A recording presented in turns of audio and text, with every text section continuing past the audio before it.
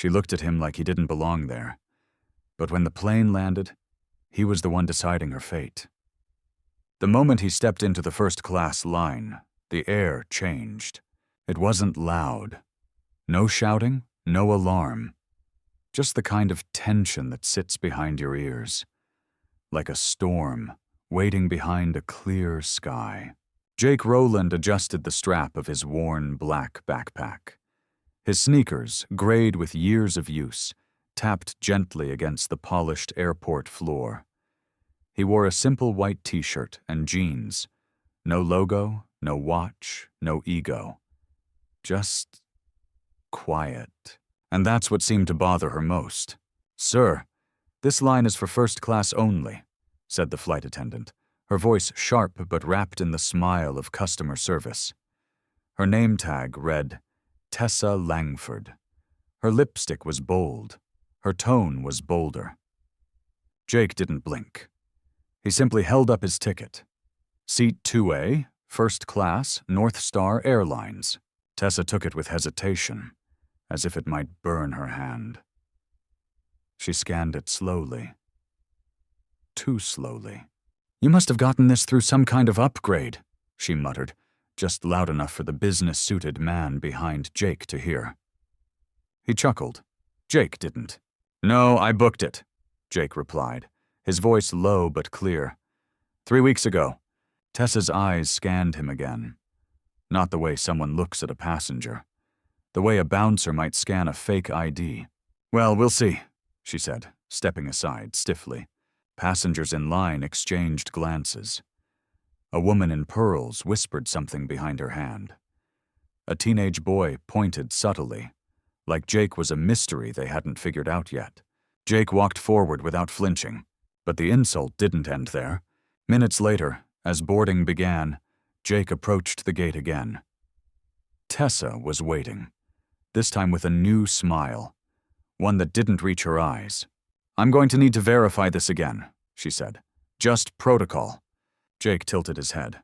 "You already did. It's company policy," she insisted, louder this time. People were watching.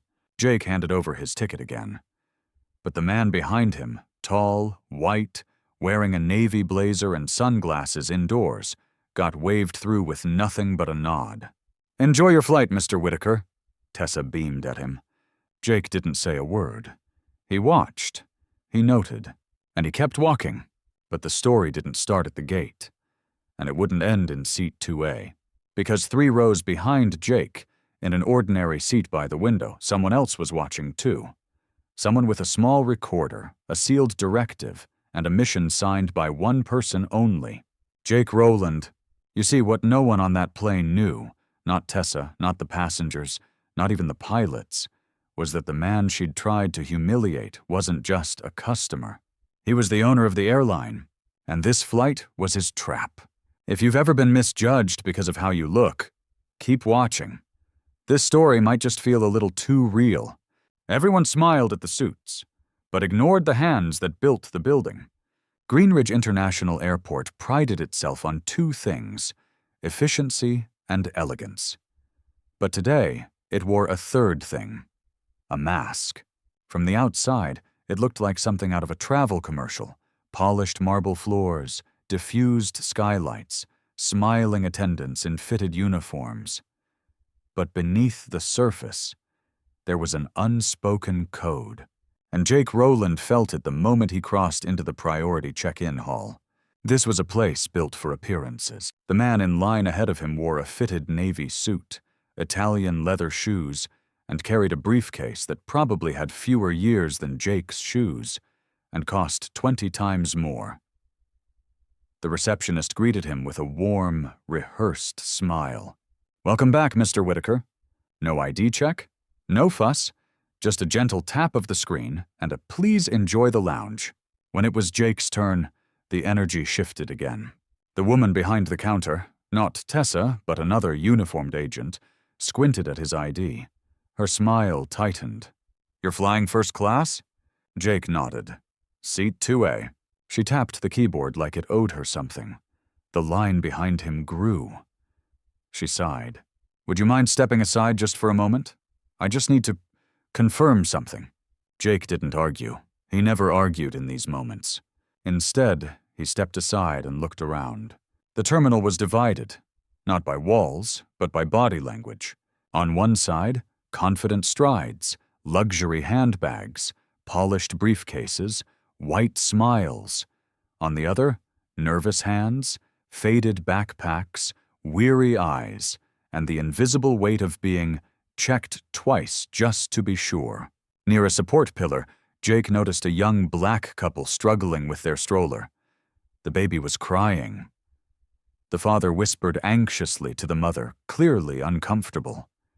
Behind them, a man in a suit huffed loudly, annoyed by their mere presence. At the lounge entrance, another uniformed staff stopped a Latina woman in a housekeeper's uniform, even though she held a staff ID. "We're not allowing kitchen entry through here," the staff said curtly. "I'm not kitchen," the woman replied. "I'm medical cleaning. No exceptions." Jake closed his eyes briefly. This wasn't about flying, it was about filtering. When the receptionist finally waved him back with a rehearsed, "Thank you for your patience," he gave her a tight smile, but made no small talk. He walked straight into the VIP lounge, found the most isolated chair near a window, and sat down quietly. From his pocket, he took out a small notebook, no logo, just leather worn by time. Inside were names, notes, times, and observations. He flipped to a clean page. Tessa L., initial behavior at gate borderline hostile. Pattern matches crew report from 2 weeks ago. Observation continues. Behind his calm eyes, Jake was working, because this wasn't just a flight. It was an inspection in disguise. Have you ever felt invisible in a place that was supposed to welcome you? Jake noticed everything, but what he chose to do with it, that's what changes this story. A mother, a stranger, a photo on the table, and a truth that hits harder than 20 years of silence. Charlotte pushed the photo across the table like it was dynamite. "Do you recognize this girl?" The waitress paused, caught mid-step. Her hand hovered above the table, not touching the photo. Not yet. Charlotte watched her eyebrows tighten, watched the smile drain from her face, watched her pupils widen. And then, "She looks like me." Her voice broke on the word me, like it had hit something sharp on the way out. Charlotte couldn't speak. She could barely breathe. Her fingers dug into the fabric of her skirt beneath the table, knuckles white, nails pressing crescent moons into her skin. But she held her voice steady. "That's not just a girl who looks like you," she said. "That's you, Emily." The waitress flinched. Hard. "What?" Charlotte didn't blink. "Emily Grace Reynolds, my daughter." A silence fell between them so thick it smothered everything else, even the clinking forks, even the soft jazz from the radio, even the distant laugh from the kitchen. The waitress, Emily, shook her head slowly, like a child in a nightmare. No, that's not possible." Her voice cracked, rising in pitch. "My name is Haley. Haley Morgan. I don't have parents. I grew up in the system." Charlotte's voice, low and raw. "Haley Morgan is the name I used to call you at home. It was our secret nickname." Emily froze. Her lips parted, but nothing came out. Her eyes dropped to the photo again. To the girl in the yellow dress. To the necklace that matched the one on her own neck. She touched it now, slowly, like it might disappear if she moved too fast. Charlotte leaned in. "I gave you that locket. On your 10th birthday. Something cracked. You could see it. In her hands, in her breath, in the way her shoulders pulled back like a defensive animal." "No," Emily whispered. "My foster mother told me. My parents abandoned me." That sentence, it didn't just slice the air. It stabbed Charlotte in the chest. "No," Charlotte said sharply, suddenly, with all the rage and pain of 2 lost decades. "That's not true." Tears rushed to her eyes, but she didn't wipe them. "You weren't abandoned. You were taken. We looked everywhere. I spent everything trying to find you. Your father, he never forgave himself. Emily's jaw tightened. You expect me to believe that? That a woman with private jets and magazine covers just couldn't find her kid? Charlotte didn't flinch. We filed police reports, hired every investigator, spoke to every psychic, every priest, every runaway hotline, and nothing. It was like you vanished off the face of the earth. Emily's breath was shaky now, her hand pressed over her chest. That doesn't make sense. If you really loved me, why did I grow up alone? Charlotte whispered, because someone made sure you would. And there it was. The break! Emily's hands trembled. She was still staring at the photo, but not seeing it. Not anymore. She was seeing the years, the cold shelters, the birthdays without candles, the fake smiles for fake families, the endless jobs, the nights spent wondering why she wasn't wanted. You're saying I was stolen, she whispered. Yes. Charlotte reached out, but Emily pulled back, and now it was her turn to whisper. Then why does it still feel like I was left behind? If you were Emily, would you believe the photo? Or the years that hurt you? Comment your truth. She didn't raise her voice, but she used every other weapon she had. Boarding was called. Jake waited, not first, not last. He walked like he always did, steady, quiet, unassuming. Seat 2A, the luxury of first class wrapped around him like cold silk. Everything was polished, from the leather seats to the barely there music playing through hidden speakers. A curated space for curated people. Except today, someone didn't fit the curation. Excuse me? Tessa's voice sliced through the calm like a paper cut. She stood over Jake's seat with a small frown masked as a smile. This section is first class, she said slowly, as if teaching a child. Jake looked up. Yes, I'm in 2A. She blinked, then forced a chuckle. Right. Sorry, just confirming. You know, sometimes passengers board the wrong section, especially when upgrades happen. No upgrade, Jake said calmly. I purchased the ticket. She paused, then leaned in just enough for the passengers around them to catch the tension. But not the words. Well then, sir, she whispered. Let's hope you behave like a first-class passenger. Jake didn't flinch. But Elise, 2 rows behind in 4C, saw everything. Her phone, hidden behind an open book, was already recording. The flight took off. Seatbelt signs dimmed. Drinks were offered. Mr. Whitaker, in 1A, received a glass of 2008 Cabernet before he even asked. Jake waited 15 minutes before anyone came. When Tessa finally appeared, her tray held 2 drinks. One for Jake, one for the woman next to him. She handed Jake a plastic cup of water. Room temperature. The woman beside him, white, mid-40s, designer everything, received champagne. Tessa smiled at her, called her ma'am, complimented her perfume. When Jake politely asked if there was wine available, Tessa's smile faded. I'm afraid that's reserved for premium frequent flyers, she said curtly, ignoring the fact that Jake's ticket had Executive Elite printed in bold.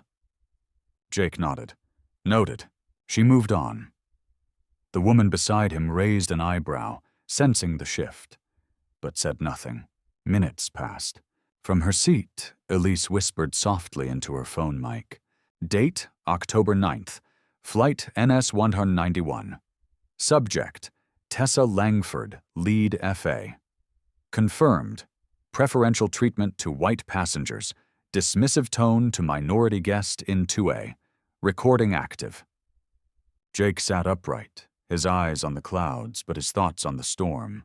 This wasn't the first report.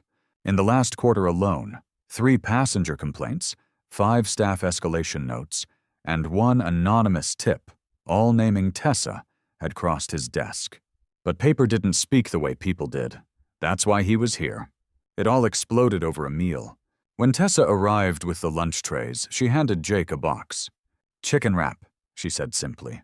Jake opened it, then looked up. Sorry, this isn't what I ordered. Tessa stiffened. It's what we have. I pre-selected steak online days ago. We're out." He glanced around. Mr. Whitaker had steak. So did the woman in 1B. Jake held her gaze. "Can you check again?" She leaned closer, voice sharp. "Sir, I've asked you once. Don't make this more difficult." Voices in the cabin hushed. People were watching now. Jake didn't move, didn't raise his voice. "Noted," he said again. And with that, she walked away. But not before muttering, "This is why we don't do upgrades." Elise's heart pounded. She had it all on audio and video. She pressed send. Jake's phone buzzed once. A private message from Elise. "We've got her. Want to initiate escalation now?" Jake read the text. Then slowly typed back, "No. Let it play out." Jake looked down at the water in his cup, still untouched. He wasn't thirsty. He was waiting. Because this flight had just crossed into a different altitude. Accountability. Ever seen someone stay silent until the moment silence becomes the loudest answer? You're about to. Sometimes the most dangerous weapon on a plane isn't turbulence. It's a woman with authority, unchecked. The chicken wrap sat untouched on the tray table. Jake didn't say a word. He sat still, his hands folded, staring out the oval window as clouds drifted by like ghosts with nowhere to land. But inside his chest, a storm was forming. The silence didn't protect him. Because Tessa wasn't done. 15 minutes after their quiet confrontation, she returned to the front galley. Her voice lowered, but Elise could hear her clearly from 2 rows behind. "Seat 2A. He's difficult," Tessa said, glancing towards Jake. "You know the type, entitled, demanding. I think we should flag him, just in case. Disruptive behavior, maybe." Elise blinked. Flag him? That label, that subtle but loaded label, could follow someone to every future flight. Disruptive, non-compliant, problematic. Words that don't mean much until they mean everything. Jake, unaware of the conversation, reached into his backpack and pulled out a pen. He didn't write much, just 1 word in his notebook. Escalation. But he still didn't press the button. He was waiting. Watching. Meanwhile, Elise typed a coded message on her encrypted phone. To internal ops. Tessa Langford attempting to manipulate onboard records, suggesting passenger be flagged without justification. 2A remains composed. Tone. Racial bias and abuse of procedural language. She pressed send, then looked back at Jake. His posture was calm, but only a fool would think he was unaffected. Across the aisle, the woman in 2B whispered something behind her champagne glass. A man in 3A leaned forward, staring at Jake like a creature in a zoo. Judgment wasn't shouted, it was implied. It was the curl of a lip, the raised eyebrow, the silence that stretches too long when you ask for something simple. And Jake had seen it all before. In boardrooms, in luxury hotels, even in his own lobby, when security once asked him, the owner, if he was lost. But today felt different. Because today, it was happening on his aircraft. Tessa wasn't done. She walked past Jake again. And this time, made sure to place a gentle hand on Mr. Whitaker's shoulder in 1A, laughing at a joke that wasn't funny. Jake heard it, felt it. How kindness can be weaponized. How absence of dignity can be delivered with a smile. When Tessa passed by again, Jake finally spoke. "Excuse me," he said quietly. She turned. "Yes?" Jake held her gaze. "Could I speak to the cabin supervisor, please?" She didn't flinch. "I'm the senior on board." "I understand. I'd still like to speak to someone from your leadership structure." Tessa's lips twitched into a smirk. "There's no one above me on this flight, sir. But if you're unhappy, feel free to submit a complaint once we land." Elise's hand tightened around her phone. Jake nodded once. Noted. Tessa walked away. The smirk stayed on her face. The rest of the flight passed slowly. Elise noticed something. After Jake requested to speak with someone, Tessa began to intentionally avoid him.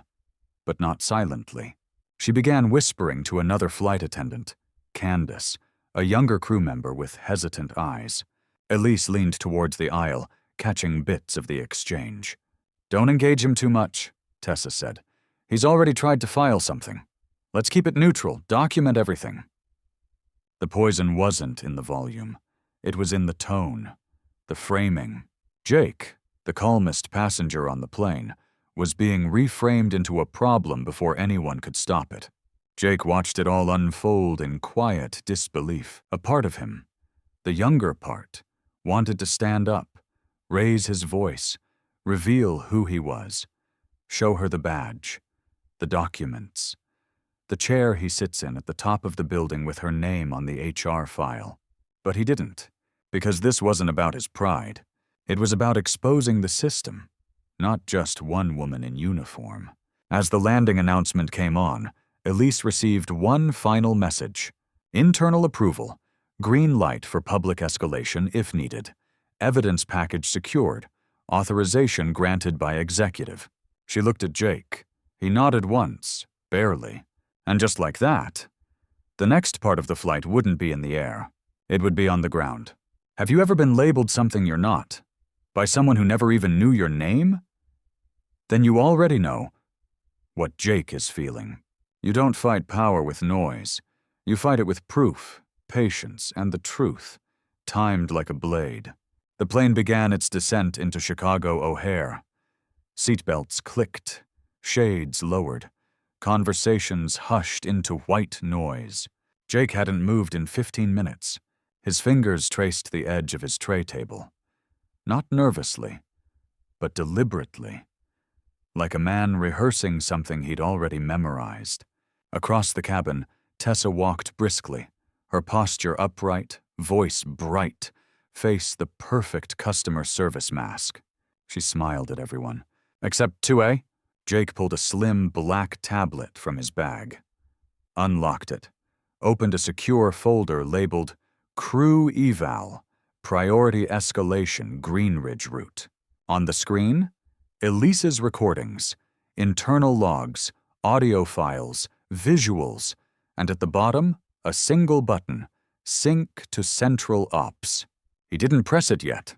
He looked around. The woman next to him now seemed uncomfortable. She had stopped sipping her wine.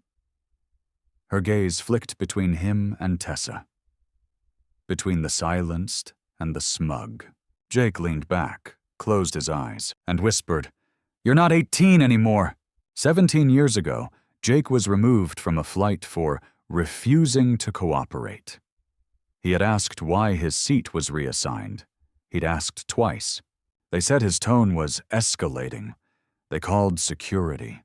He walked off that plane in handcuffs, in front of passengers, crew, and the professor who had just offered him his first scholarship. The charges were dropped. But the memory never left. Jake opened his eyes again, looked to his left. 2 rows behind, Elise caught his glance. She gave the smallest nod, and that was enough. He tapped a single command: activate ground response protocol, notify ops. Then, he turned off the tablet, placed it back in his bag, sat upright. He wasn't going to confront Tessa in the sky. He was going to let her land into her own reckoning. Meanwhile, Elise stood up to stretch, her cover for moving discreetly toward the galley. Candace, the younger flight attendant, stood there, unsure of herself. Elise lowered her voice. "Candace, I need to tell you something." Candace blinked. You're not just a passenger, are you?" Elise smiled, sad but firm. "No, and I'm not here to punish anyone who's trying their best." She handed Candace a folded card, embossed with the silver North Star seal. "Just tell the truth when they ask you. That's all I'll need." Candace looked down at the card, then at Elise, her eyes wide. "Is she going to lose her job?" "I don't know," Elise said gently. "That depends on whether she wants to keep lying." Back in 2A, Jake took out one last item: a metal pin. Polished, no larger than a thumbprint, It bore the North Star insignia, the one reserved only for founding executives. He didn't pin it to his shirt. He laid it gently on the tray table. Face up. As the wheels touched down, the sound vibrated up the spine of the aircraft, like a gavel hitting the bench. Tessa made her way down the aisle one final time. When she reached Jake, her eyes darted to the pin. She paused. Just a beat, then smiled. "Thank you for flying with us," she said, her tone still sweet. Jake met her gaze. "Always a pleasure to observe your service," he replied. Voice calm, tone unreadable. For the first time, she blinked. As passengers began gathering their bags, an intercom alert rang softly. "We ask that Mr. Jake Rowland and Ms. Elise Grant remain on board for a brief meeting. Thank you." Tessa froze. Jake stood slowly, picked up the pin, and turned to the flight deck, where two figures in black suits had just entered the cabin, flashing North Star executive security credentials. Have you ever let someone underestimate you, just long enough for them to show you who they really are?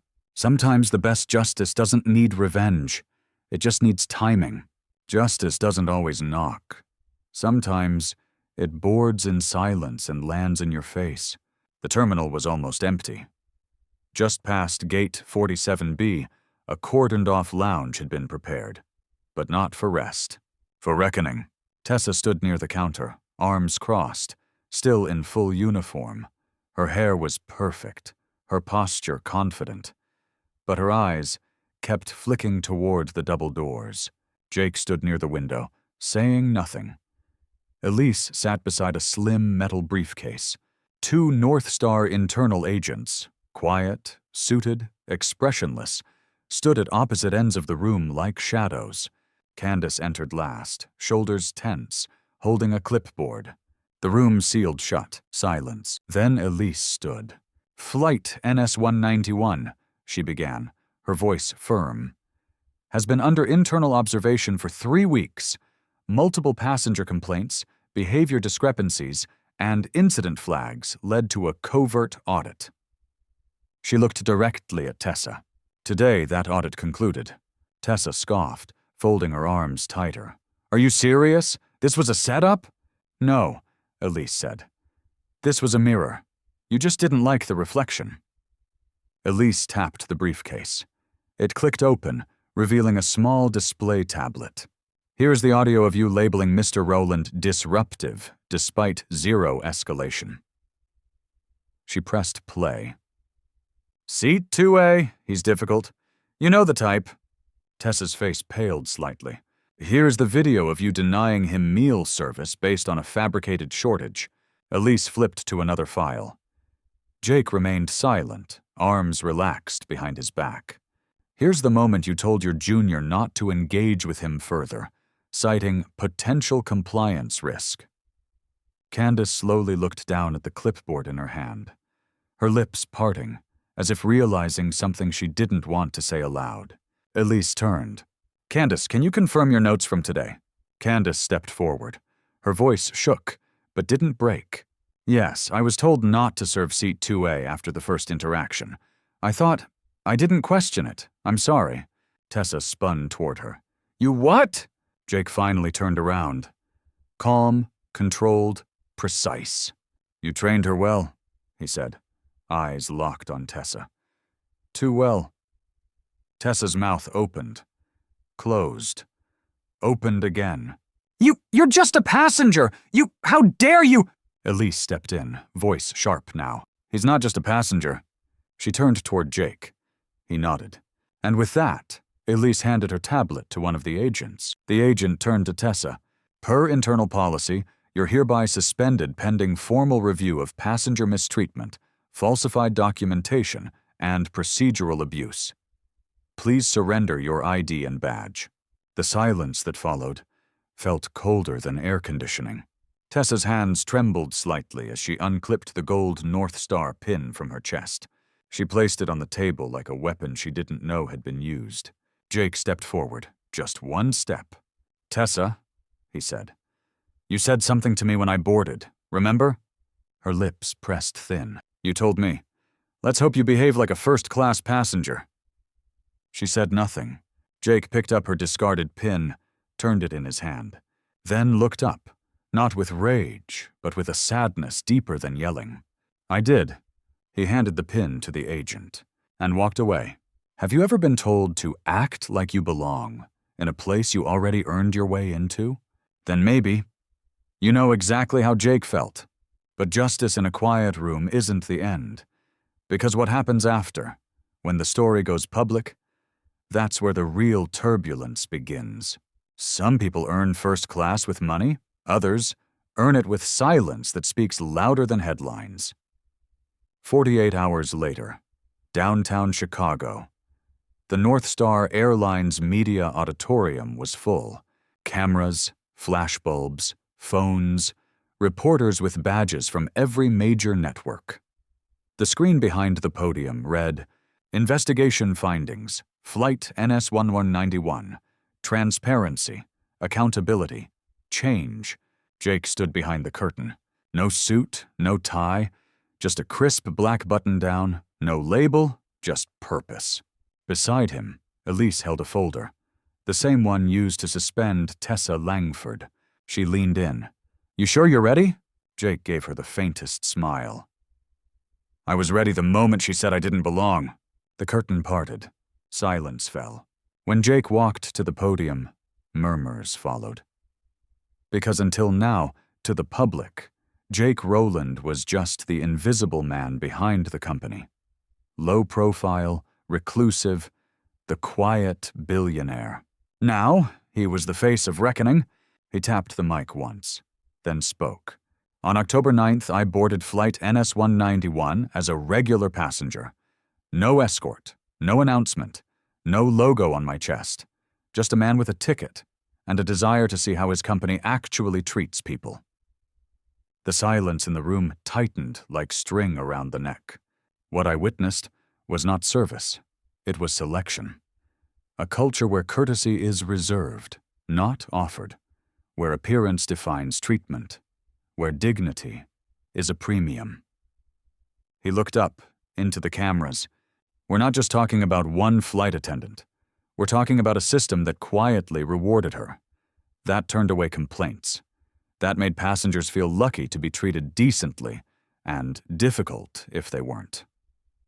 The room stayed still, journalists scribbling like it was a courtroom. Jake continued, "This ends today." He stepped back. Elise took his place. She displayed the audit results on screen. 7 passenger complaints in 6 months, 3 internal HR flags ignored, 2 junior staff members pressured into false reports, and 1 executive decision to finally do what the system refused. Act. Jake stepped forward once more. North Star Airlines will immediately begin a full-service culture audit across all global hubs. A third-party justice board, including community representatives, will review frontline incidents monthly. And most importantly, we are creating a new internal policy we call the 2A Clause. He paused. Every month an executive will fly, unannounced, in first class, coach, standby, and staff areas, not to inspect, but to listen. He looked directly into the lenses. No more hiding behind titles. No more VIPs in the dark. Everyone on board matters.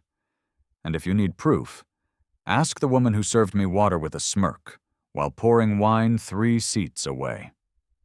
Applause erupted, real, raw, but Jake raised his hand gently. Not for silence, for stillness. "Don't clap for me. Clap for the passengers who never get this mic. Clap for the crew members who whispered truth to Elise while fearing their careers. Clap for every 18-year-old who got kicked off a flight because he looked out of place. That kid was me, and this is the world I refuse to leave behind." He stepped down. Elise met him near the curtain. "I guess we're not invisible anymore," she said. Jake smiled. "No, now we're the mirror. If you've ever felt unseen, unheard, unwelcomed, you're not alone. And maybe, just maybe, you don't need to shout to change the world. You just need to be the kind of silence that shatters the right system. Have you ever experienced unfair treatment and stayed quiet just to keep the peace? Would you speak up next time? But Tessa wasn't the only one trained to smile and discriminate. And Flight NS-191 wasn't the last flight Jake would board. The system might have cracked, but some masks haven't fallen yet.